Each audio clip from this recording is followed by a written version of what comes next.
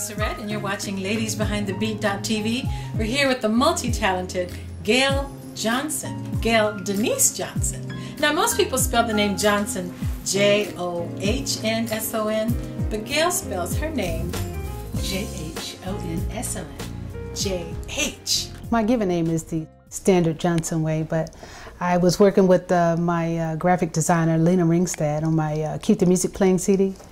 And when she did the layout, I said, oh goodness, she done messed up my name. Girl, you made it. She says, no, that's the Swedish spelling.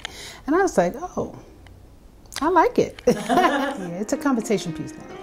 And you also go by Philly the Kid Music. Philly the Kid Music, yep. Gosh, I'm from Philadelphia. Yeah. So I grew up playing music. You couldn't walk down the street without hearing somebody playing music. And so you started playing when you were about 10 years old? I knew it was tough on my mom, but she scraped, and every dime she could, she made sure I had piano lessons and rented me a piano and paid for all the books and everything. So I owe a lot to her. Yeah. Yes, indeed. And after high school, you got accepted to the Berklee College of Music, right?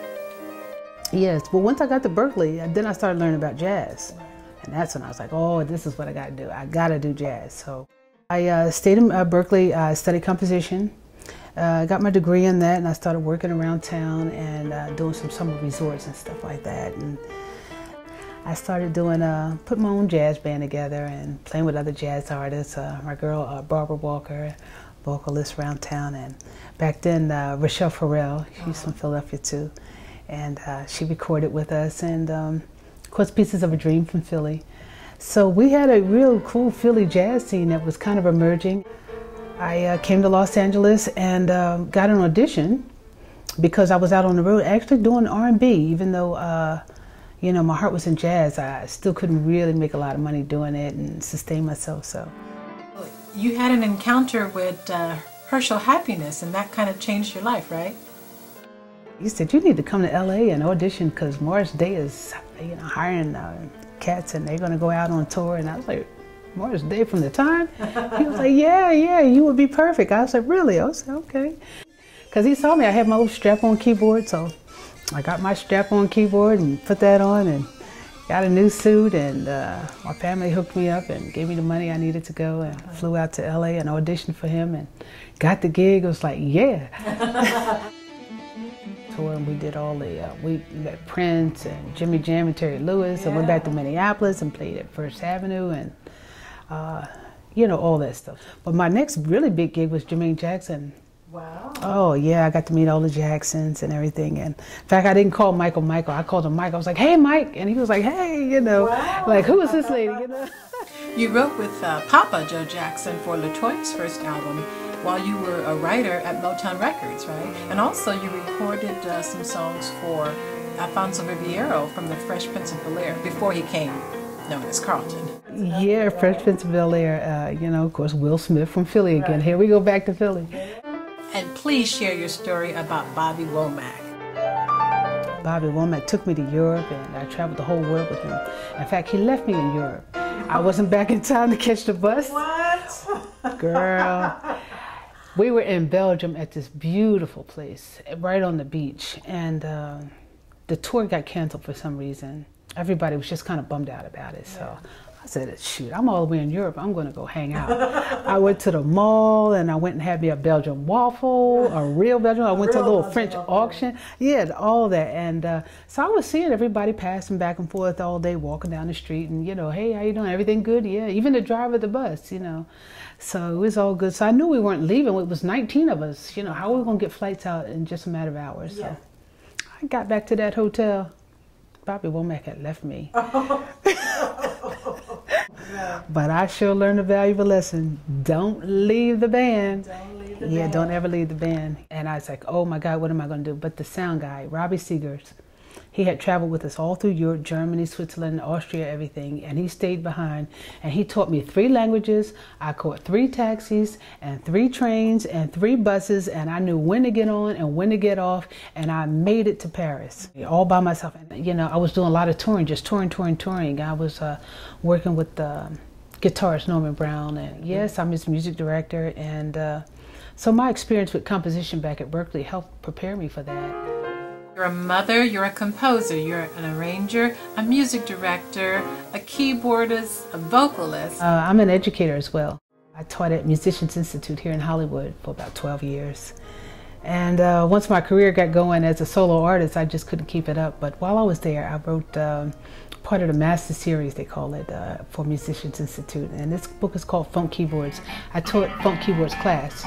And that teaches you just how to play clavinet and Rhodes and some of the stuff from the songs back in the 70s, the 80s, you know, that Billy Preston, Stevie Wonder, you know, guys like Sly and the Family Stone, those kinds of songs have specific kinds of parts that go with them. So nobody writes those, you know, like they do Beethoven books and stuff. So I said, you know, let me see if I can write some of this stuff out and so people can learn it and they don't have to have me over their shoulder. So I just wrote a book called Jazzy Keyboards, and it's an illustration of just the keyboard, so it's a lot of graphic stuff. But later on I move into the reading part. And so it's, while music is about hearing, to communicate it more effectively, quickly, you know, that reading really is important and comes in handy. Because of your ability to read music, back in the day at the Ivar Theater in Hollywood, you stepped in for our last performance of a musical called Yubi, and it was seamless. You were perfect. I'm telling you, when I got to do that Yubi thing, I fell in love with theater.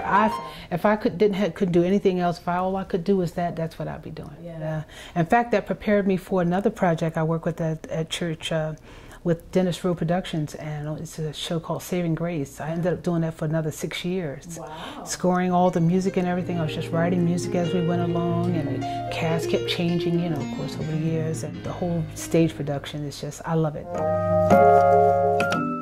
But one of the things I enjoy about your CDs is that they're so easy to listen to. I mean, you can just put them on and play straight through. I love that. You know, you could just close your eyes, and if you're digging it, if you're feeling it, you know, just go with it. Be like, oh, you play good for a girl, you know. I used to hear that all the time. Like, you know, we don't have enough women represented in jazz. That's what I'm saying. And as an advocate for women in jazz, I said, I've got to do something. I just call up my girls, you got a new project, come on with me and let's promote your project. It's Jazz in Pink. We're going to do Catalina, so really fantastic ladies. Lynn Keller on bass. Karen Briggs, and Althea Renee, Jessie J, Maria Antoinette. And we have to give a shout out to the power of women in music and Jackie Hilton. The power of women in music is a wonderful collaboration. Anytime I can get to play with women, it's a different energy. We just have fun. It really becomes a whole potluck and everything. So we really exchange ideas. We really play hard. So you're going to be teaching this fall, right? Yes, Champs Charter High School for Performing Arts. And you have a radio show. Talk about that. Well, we're part of the BLG Music Group, and we stream from 111 East Praise, and it's called Jazz for Journey. A little bit of jazz, a little bit of gospel, music for your spirit, music for your soul. On Sunday mornings at 8 a.m. Pacific time. And if you aren't busy enough, now you're doing fashion. Talk about that. Rhonda Kilpatrick is partners with Gail Jhonson, and they have a company called Privacy Wear, PRVCY.